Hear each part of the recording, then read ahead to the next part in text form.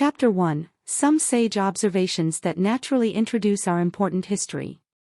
Cardinal de Retz very judiciously observes that all historians must of necessity be subject to mistakes in explaining the motives of those actions they record, unless they derive their intelligence from the candid confession of the person whose character they represent, and that, of consequence, every man of importance ought to write his own memoirs, provided he has honesty enough to tell the truth, without suppressing any circumstance that may tend to the information of the reader. This, however, is a requisite that, I am afraid, would be very rarely found among the number of those who exhibit their own portraits to the public.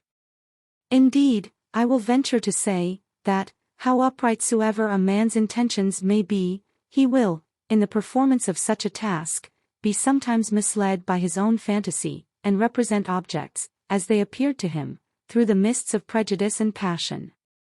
An unconcerned reader, when he peruses the history of two competitors, who lived 2,000 years ago, or who perhaps never had existence, except in the imagination of the author, cannot help interesting himself in the dispute, and espousing one side of the contest, with all the zeal of a warm adherent. What wonder, then, that we should be heated in our own concerns, review our actions with the same self-approbation that they had formerly acquired, and recommend them to the world with all the enthusiasm of paternal affection. Supposing this to be the case, it was lucky for the cause of historical truth, that so many pens have been drawn by writers, who could not be suspected of such partiality, and that many great personages, among the ancients as well as moderns, either would not or could not entertain the public with their own memoirs. From this want of inclination or capacity to write, in our hero himself, the undertaking is now left to me, of transmitting to posterity the remarkable adventures of Ferdinand Count Fathom, and by the time the reader shall have glanced over the subsequent sheets, I doubt not but he will bless God that the adventurer was not his own historian. This mirror of modern chivalry was none of those who owe their dignity to the circumstances of their birth, and are consecrated from the cradle for the purposes of greatness, merely because they are the accidental children of wealth. He was heir to no visible patrimony, unless we reckon a robust constitution, a tolerable appearance, and an uncommon capacity, as the advantages of inheritance. If the comparison obtains in this point of consideration, he was as much as any man indebted to his parent, and pity it was, that, in the sequel of his fortune, he never had an opportunity of manifesting his filial gratitude and regard. From this agreeable act of duty to his sire, and all those tendernesses that are reciprocally enjoyed betwixt the father and the son, he was unhappily excluded by a small circumstance, at which, however, he was never heard to repine. In short, had he been brought forth in the fabulous ages of the world, the nature of his origin might have turned to his account, he might, like other heroes of antiquity, have laid claim to divine extraction, without running the risk of being claimed by an earthly father.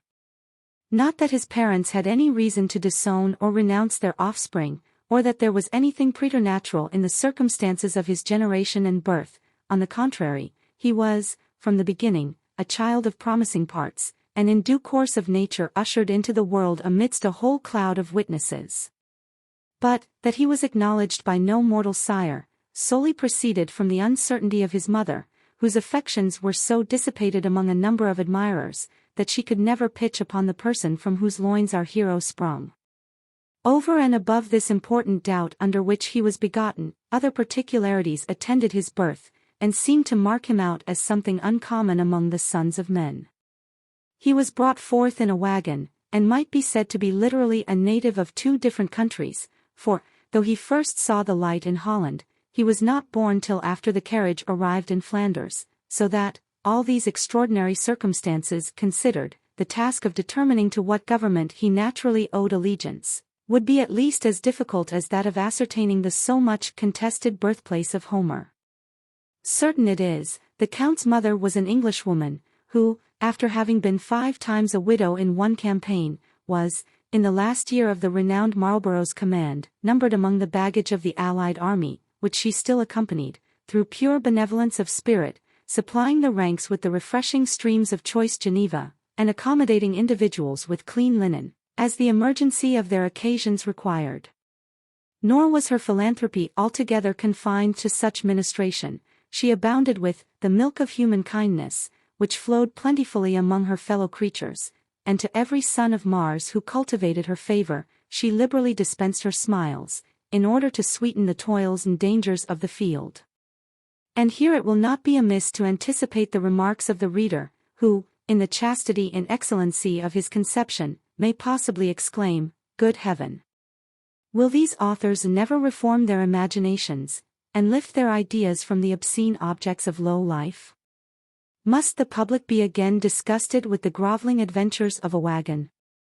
Will no writer of genius draw his pen in the vindication of taste, and entertain us with the agreeable characters, the dignified conversation, the poignant repartee, in short, the genteel comedy of the polite world? Have a little patience, gentle, delicate, sublime critic. You, I doubt not, are one of those consummate connoisseurs, who, in their purifications, let humor evaporate, while they endeavor to preserve decorum, and polish wit, until the edge of it is quite worn off. Or, perhaps, of that class, who, in the sapience of taste, are disgusted with those very flavors in the productions of their own country which have yielded infinite delectation to their faculties, when imported from another clime, and an author in despite of all precedent and prescription, who extol the writings of Petronius Arbiter, read with rapture the amorous sallies of Ovid's pen, and chuckle over the story of Lucian's ass. Yet, if a modern author presumes to relate the progress of a simple intrigue, are shocked at the indecency and immorality of the scene, who delight in following Guzman de Alfaraque, through all the mazes of squalid beggary, who with pleasure accompany Don Quixote and his squire, in the lowest paths of fortune, who are diverted with the adventures of Scarra's ragged troop of strollers, and highly entertained with the servile situations of Gil Blas. Yet, when a character in humble life occasionally occurs in a performance of our own growth, exclaim, with an air of disgust, "Was ever anything so mean?"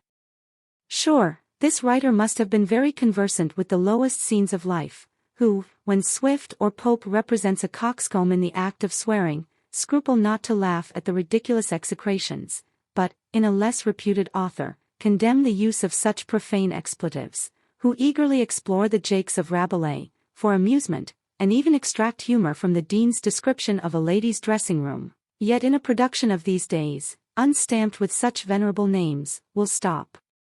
their noses, with all the signs of loathing and abhorrence, at a bare mention of the china chamber-pot, who applauded Catullus, Juvenal, Persius, and Lucan, for their spirit in lashing the greatest names of antiquity, yet, when a British satirist, of this generation, has courage enough to call in question the talents of a pseudo-patron in power, accuse him of insolence, rancor, and scurrility. If such you be, courteous reader, I say again, have a little patience, for your entertainment we are about to write. Our hero shall, with all convenient dispatch, be gradually sublimed into those splendid connections of which you are enamored, and God forbid, that, in the meantime, the nature of his extraction should turn to his prejudice in a land of freedom like this, where individuals are every day ennobled in consequence of their own qualifications, without the least retrospective regard to the rank or merit of their ancestors. Yes, refined reader, we are hastening to that goal of perfection, where satire dares not show her face, where nature is castigated, almost even to still life, where humor turns changeling, and slavers in an insipid grin, where wit is volatilized into a mere vapor, where decency, divested of all substance, hovers about like a fantastic shadow, where the salt of genius, escaping, leaves nothing but pure and simple phlegm, and the inoffensive pen forever drops the mild manna of soul-sweetening praise. Chapter 2, A Superficial View of Our Hero's Infancy. Having thus bespoken the indulgence of our guests, let us now produce the particulars of our entertainment, and speedily conduct our adventurer through the stage of infancy, which seldom teems with interesting incidents.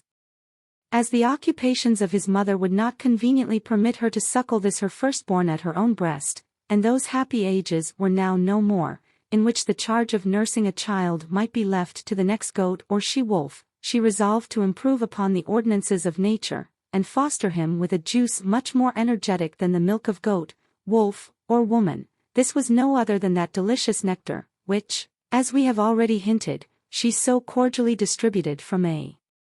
small cask that hung before her, depending from her shoulders by a leathern zone. Thus determined, ere he was yet 12 days old, she enclosed him in a canvas knapsack, which being adjusted to her neck, fell down upon her back, and balanced the cargo that rested on her bosom. There are not wanting those who affirm, that, while her double charge was carried about in this situation, her keg was furnished with a long and slender flexible tube, which, when the child began to be clamorous, she conveyed into his mouth, and straight he stilled himself with sucking. But this we consider as an extravagant assertion of those who mix the marvelous in all their narrations, because we cannot conceive how the tender organs of an infant could digest such a fiery beverage, which never fails to discompose the constitutions of the most hardy and robust. We therefore conclude that the use of this potation was more restrained, and that it was with simple element diluted into a composition adapted to his taste and years. Be this as it will, he certainly was indulged in the use of it to such a degree as would have effectually obstructed his future fortune, had not he been happily cloyed with the repetition of the same fare, for which he conceived the utmost detestation and abhorrence, rejecting it with loathing and disgust, like those choice spirits, who, having been crammed with religion in their childhood, renounce it in their youth, among other absurd prejudices of education. While he was thus dangled in a state of suspension, a German trooper was transiently smit with the charms of his mother, who listened to his honorable addresses, and once more received the silken bonds of matrimony, the ceremony having been performed as usual at the drumhead.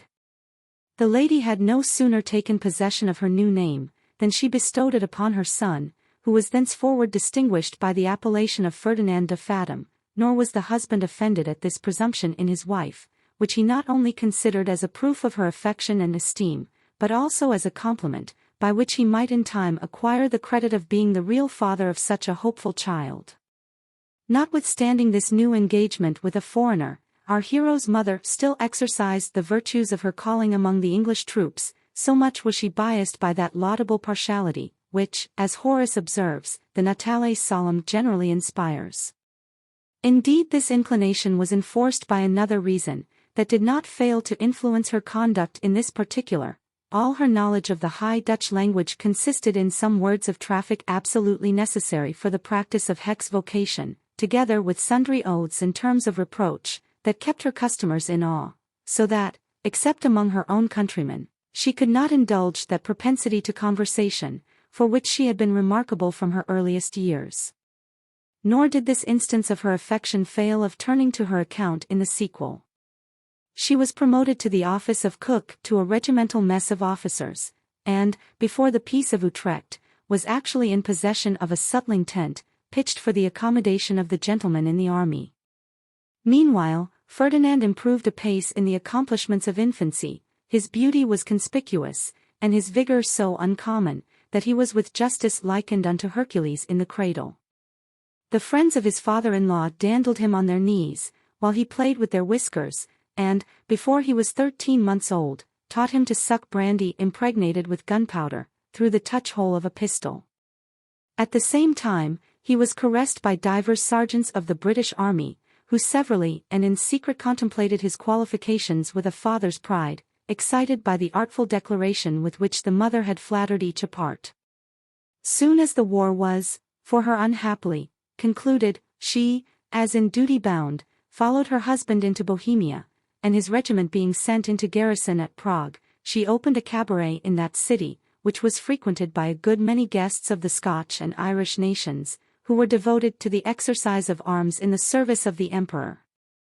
It was by this communication that the English tongue became vernacular to young Ferdinand, who, without such opportunity, would have been a stranger to the language of his forefathers, in spite of all his mother's loquacity and elocution, though it must be owned, for the credit of her maternal care, that she let slip no occasion of making it familiar to his ear and conception, for, even at those intervals in which she could find no person to carry on the altercation, she used to hold forth in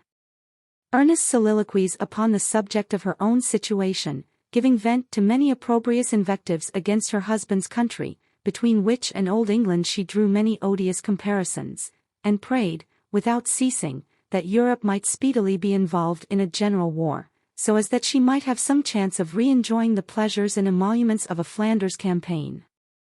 Chapter 3. He is initiated in a military life, and has the good fortune to acquire a generous patron.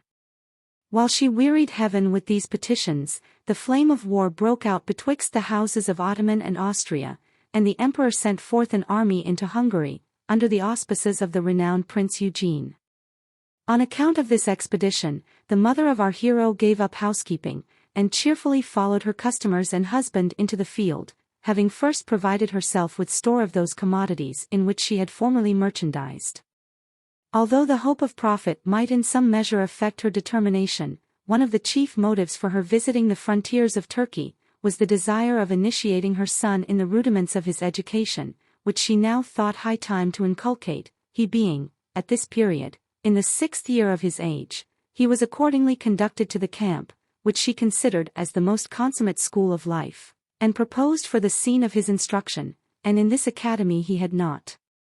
continued many weeks, when he was an eyewitness of that famous victory, which, with 60,000 men, the imperial general obtained over an army of 150,000 Turks.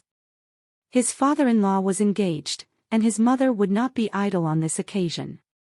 She was a perfect mistress of all the camp qualifications, and thought it a duty incumbent on her to contribute all that lay in her power towards distressing the enemy. With these sentiments she hovered about the skirts of the army, and the troops were no sooner employed in the pursuit, than she began to traverse the field of battle with a poignard and a bag, in order to consult her own interest, annoy the foe, and exercise her humanity at the same time. In short, she had, with amazing prowess, delivered some 50 or 60 disabled Mussulmen of the pain under which they groaned, and made a comfortable booty of the spoils of the slain, when her eyes were attracted by the rich attire of an imperial officer, who lay bleeding on the plain, to all appearance in the agonies of death. She could not in her heart refuse that favor to a friend and Christian she had so compassionately bestowed upon so many enemies and infidels, and therefore drew near with the sovereign remedy, which she had already administered with such success. As she approached this deplorable object of pity, her ears were surprised with an ejaculation in the English tongue, which he fervently pronounced, though with a weak and languid voice, recommending his soul to God, and his family to the protection of heaven. Our Amazon's purpose was staggered by this providential incident. The sound of her native language, so unexpectedly heard, and so pathetically delivered, had a surprising effect upon her imagination, and the faculty of reflection did not forsake her in such emergency. Though she could not recollect the features of this unhappy officer, she concluded, from his appearance, that he was some person of distinction in the service, and foresaw greater advantage to herself in attempting to preserve his life, than she could possibly reap from the execution of her first resolve. If, said she to herself, I can find means of conveying him to his tent alive, he cannot but in conscience acknowledge my humanity with some considerable recompense, and, should he chance to survive his wounds, I have everything to expect from his gratitude and power. Fraught with these prudential suggestions, she drew near the unfortunate stranger, and, in a softened accent of pity and condolence, questioned him concerning his name, condition, and the nature of his mischance, at the same time making a gentle tender of her service. Agreeably surprised to hear himself accosted in such a manner, by a person whose equipage seemed to promise far other designs, he thanked her in the most grateful terms for her humanity, with the appellation of kind countrywoman, gave her to understand that he was colonel of a regiment of horse, that he had fallen in consequence of a shot he received in his breast at the beginning of the action, and, finally, entreated her to procure some carriage on which he might be removed to his tent. Perceiving him faint and exhausted with loss of blood, she raised up his head, and treated him with that cordial which was her constant companion. At that instant, being a small body of hussars returning to the camp with the plunder they had taken, she invoked their assistance, and they forthwith carried the officer to his own quarters, where his wound was dressed, and his preserver carefully tended him until his recovery was completed. In return for these good offices, this gentleman, who was originally of Scotland, rewarded her for the present with great liberality, assured her of his influence in promoting her husband, and took upon himself the charge of young Ferdinand's education. The boy was immediately taken into his protection, and entered as a trooper in his own regiment, But his good intentions towards his father-in-law were frustrated by the death of the German, who, in a few days after this disposition, was shot in the trenches before Temeswar. This event, over and above the conjugal affliction with which it invaded the lady's quiet, would have involved her in infinite difficulty and distress, with regard to her temporal concerns, by leaving her unprotected in the midst of strangers, had not she been thus providentially supplied with an effectual patron in the colonel, who was known by the appellation of Count Melville. He no sooner saw her, by the death of her husband, detached from all personal connections with a military life, than he proposed that she should quit her occupation in the camp, and retire to his habitation in the city of Pressburg, where she would be entertained in ease and plenty during the remaining part of her natural life. With all due acknowledgments of his generosity, she begged to be excused from embracing his proposal, alleging she was so much accustomed to her present way of life, and so much devoted to the service of the soldiery, that she should never be happy in retirement, while the troops of any prince in Christendom kept the field. The Count, finding her determined to prosecute her scheme, repeated his promise of befriending her upon all occasions, and in the meantime admitted Ferdinand into the number of his domestics, resolving that he should be brought up in attendance upon his own son, who was a boy of the same age. He kept him, however, in his tent, until he should have an opportunity of revisiting his family in person, and, before that occasion offered, 2 whole years elapsed, during which the illustrious Prince Eugene gained the celebrated Battle of Belgrade, and afterwards made himself master of that important frontier.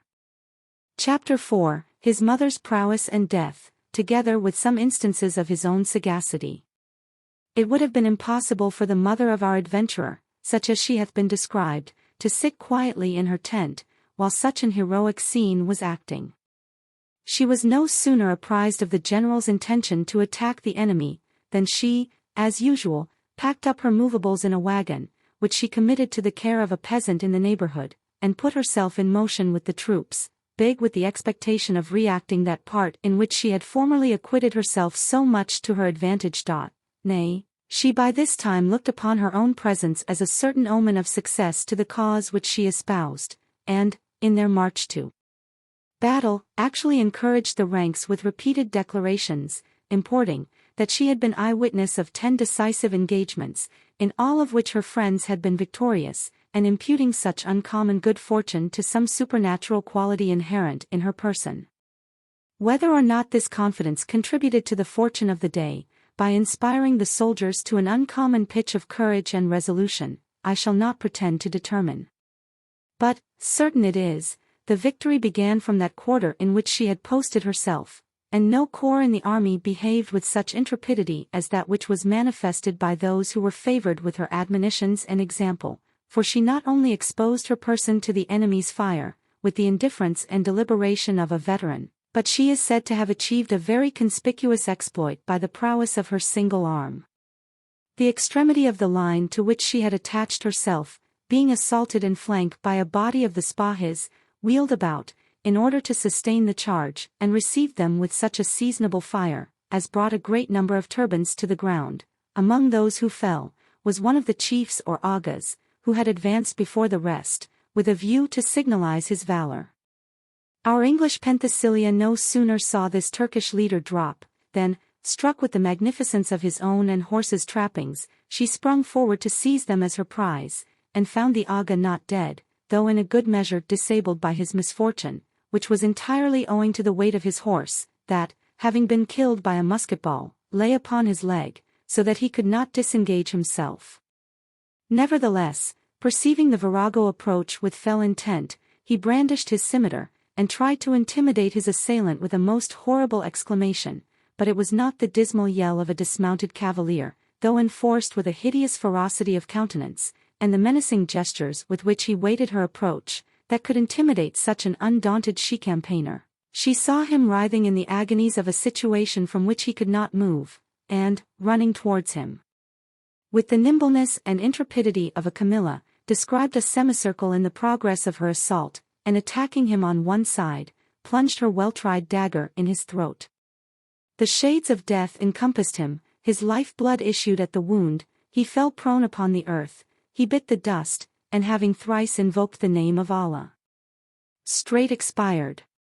While his destiny was thus fulfilled, his followers began to reel. They seemed dismayed at the fate of their chief, beheld their companions drop like the leaves in autumn, and suddenly halted in the midst of their career. The imperialists, observing the confusion of the enemy, redoubled their fire, and, raising a dreadful shout, advanced in order to improve the advantage they had gained. The Spahis durst not wait the shock of such an encounter. They wheeled to the right about, and clapping spurs to their horses, fled in the utmost disorder. This was actually the circumstance that turned the scale of battle. The Austrians pursued their good fortune with uncommon impetuosity, and in a few minutes left the field clear for the mother of our hero, who was such an adept in the art of stripping, that in the twinkling of an eye the bodies of the Aga and his Arabian lay naked to the skin. It would have been happy for her, had she been contented with these first fruits, reaped from the fortune of the day, and retired with her spoils, which were not inconsiderable, but, intoxicated with the glory she had won, enticed by the glittering caparisons that lay scattered on the plain, and without doubt prompted by the secret instinct of her fate, she resolved to seize opportunity by the forelock, and once for all indemnify herself for the many fatigues, hazards, and sorrows she had undergone.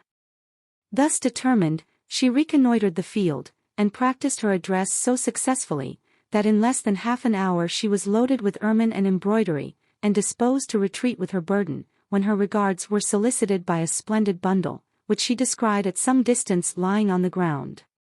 This was no other than an unhappy officer of hussars, who, after having the good fortune to take a Turkish standard, was desperately wounded in the thigh, and obliged to quit his horse. Finding himself in such a helpless condition, he had wrapped his acquisition round his body, that whatever might happen, he and his glory should not be parted, and thus shrouded, among the dying and the dead, he had observed the progress of our heroine, who stalked about the field, like another Atropos, finishing, wherever she came, the work of death. He did not at all doubt that he himself would be visited in the course of her peregrinations, and therefore provided for her reception, with a pistol ready cocked in his hand, while he lay perdu beneath his covert, in all appearance bereft of life. He was not deceived in his prognostic. She no sooner eyed the golden crescent than, inflamed with curiosity or cupidity, she directed thitherward her steps, and discerning the carcass of a man, from which, she thought, there would be a necessity for disengaging it, she lifted up her weapon, in order to make sure of her purchase, and in the very instant of discharging her blow, received a brace of bullets in her brain. Thus ended the mortal pilgrimage of this modern Amazon, who, in point of courage, was not inferior to Semiramis, Tomarus, Zenobia, Thalestris, or any boasted heroine of ancient times. It cannot be supposed that this catastrophe made a very deep impression upon the mind of young Ferdinand, who had just then attained the 9th year of his age, and been for a considerable time weaned from her maternal caresses, especially as he felt no wants nor grievances in the family of the Count, who favored him with a particular share of indulgence, because he perceived in him a spirit of docility, insinuation, and sagacity, far above his years. He did not, however, fail to lament the untimely fate of his mother, with such filial expressions of sorrow, as still more intimately recommended him to his patron, who, being himself a man of extraordinary benevolence, looked upon the boy as a prodigy of natural affection, and foresaw in his future services a fund of gratitude and attachment, that could not fail to render him a valuable acquisition to his family. In his own country, he had often seen connections of that sort, which having been planted in the infancy of the adherent, had grown up to a surprising pitch of fidelity and friendship, that no temptation could bias, and no danger dissolve. He therefore rejoiced in the hope of seeing his own son accommodated with such a faithful attendant, in the person of young Fathom, on whom he resolved to bestow the same education he had planned for the other, though conveyed in such a manner as should be suitable to the sphere in which he was ordained to move. In consequence of these determinations, our young adventurer led a very easy life, in quality of page to the Count, in whose tent he lay upon a pallet, close to his field bed, and often diverted him with his childish prattle in the English tongue, which the more seldom his master had occasion to speak, he the more delighted to hear. In the exercise of his function, the boy was incredibly assiduous and alert, far from neglecting the little particulars of his duty, and embarking in the mischievous amusements of the children belonging to the camp, he was always diligent, sedate, agreeably officious and anticipating, and in the whole of his behavior seemed to express the most vigilant sense of his patron's goodness and generosity. Nay, to such a degree had these sentiments, in all appearance, operated upon his reflection, that one morning, while he supposed the Count asleep, he crept softly to his bedside, and gently kissing his hand, which happened to be uncovered, pronounced, in a low voice, a most fervent prayer in his behalf, beseeching heaven to shower down blessings upon him, as the widow's friend and the orphan's father. This benediction was not lost upon the Count, who chanced to be awake, and heard it with admiration, but what riveted Ferdinand in his good graces, was a discovery that our youth made, while his master was upon duty in the trenches before Belgrade. 2 foot soldiers, standing sentry near the door of the tent, were captivated with the sight of some valuable movables belonging to it, and supposing, in their great wisdom, that the city of Belgrade was too well fortified to be taken during that campaign, they came to a resolution of withdrawing themselves from the severe service of the trenches, by deserting to the enemy, after they should have rifled Count Melville's tent of the furniture by which they were so powerfully allured. The particulars of this plan were concerted in the French language, which, they imagined, would screen them from all risk of being detected, in case they should be overheard, though, as there was no living creature in sight, they had no reason to believe that any person was privy to their conversation. Nevertheless, they were mistaken in both these conjectures. The conference reached the ears of Fathom, who was at the other end of the tent, and had perceived the eager looks with which they considered some parts of the furniture. He had penetration enough to suspect their desire, and, alarmed by that suspicion, listened attentively to their discourse, which, from a slender knowledge in the French tongue, he had the good fortune partly to understand. This important piece of intelligence he communicated to the Count at his return, and measures were immediately taken to defeat the design, and make an example of the authors, who being permitted to load themselves with the booty, were apprehended in their retreat and punished with death according to their demerits.